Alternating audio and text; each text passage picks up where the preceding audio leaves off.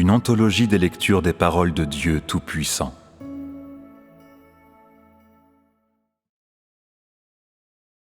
Déclaration de Christ au commencement, chapitre 5.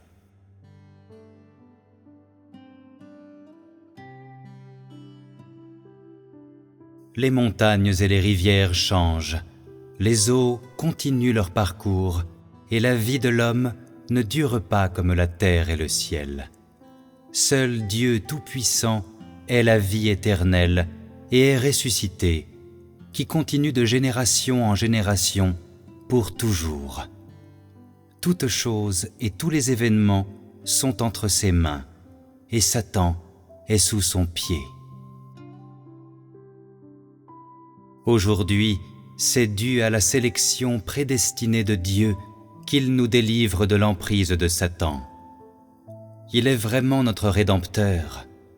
La vie éternelle de Christ, ressuscité, a en effet été forgée en nous, nous destinant à nous lier à la vie de Dieu, afin que nous puissions vraiment être avec lui face à face, le manger, le boire et jouir de lui. C'est l'offrande désintéressée que Dieu a faite au prix du sang de son cœur. Les saisons se succèdent, passant par le vent et le gel, faisant face à un si grand nombre de souffrances, des persécutions et des tribulations de la vie, un si grand nombre des rejets et des calomnies du monde, un si grand nombre des fausses accusations du gouvernement. Pourtant, ni la foi ni la détermination de Dieu ne sont diminuées le moins du monde. Sincèrement dévoué à la volonté de Dieu, à la gestion et au plan de Dieu, afin qu'il s'accomplisse, il met sincèrement sa propre vie de côté. Pour toutes les multitudes de son peuple, il n'évite aucune peine, les nourrissant et les abreuvant soigneusement. Peu importe à quel point nous sommes ignorants ou capricieux, nous devons seulement nous soumettre devant lui, et la vie ressuscitée de Christ changera notre vieille nature. Pour tous ses fils premiers-nés, il travaille sans relâche, renonçant à la nourriture et au sommeil.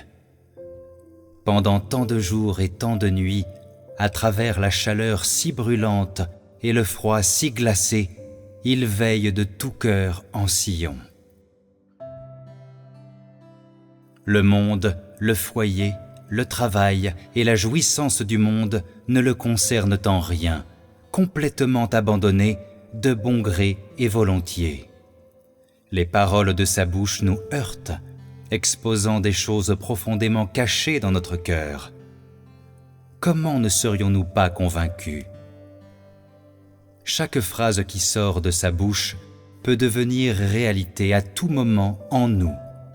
Quoi que nous fassions, en sa présence ou sans sa connaissance, il n'y a rien qu'il ne connaisse pas, rien qu'il ne comprenne pas. En effet, tout sera révélé devant lui, malgré nos propres plans et arrangements. Assis devant lui, notre esprit ressentant la joie, confortable et calme, se sentant toujours vide et véritablement redevable à Dieu, c'est une merveille inimaginable et impossible à réaliser. Le Saint-Esprit suffit pour prouver que Dieu Tout-Puissant est le seul vrai Dieu. C'est une preuve irréfutable. Appartenant à ce groupe, nous sommes indiciblement bénis. Si ce n'était la grâce et la miséricorde de Dieu, nous pourrions seulement subir la perdition et suivre Satan. Seul Dieu Tout-Puissant peut nous sauver.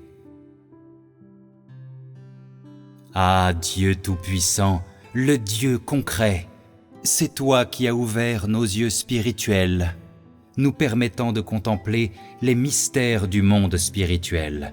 Les perspectives du royaume sont sans limite. Soyons vigilants alors que nous attendons.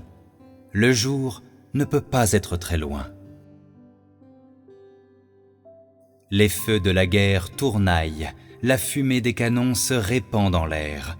La température se réchauffe, le climat change, une peste se propagera, et les hommes ne peuvent que mourir sans aucun espoir de survie. Ah Dieu Tout-Puissant, le Dieu concret, tu es notre forteresse imprenable, tu es notre refuge. Nous nous rassemblons sous tes ailes, et la calamité ne peut pas nous atteindre. Telles sont ta protection et ton attention divine. Tous, nous élevons nos voix pour chanter, nous chantons des louanges, et le son de nos louanges résonne partout en Sion. Dieu Tout-Puissant, le Dieu concret nous a préparé cette destination glorieuse. Oh, sois vigilant, pour l'instant, il n'est pas trop tard.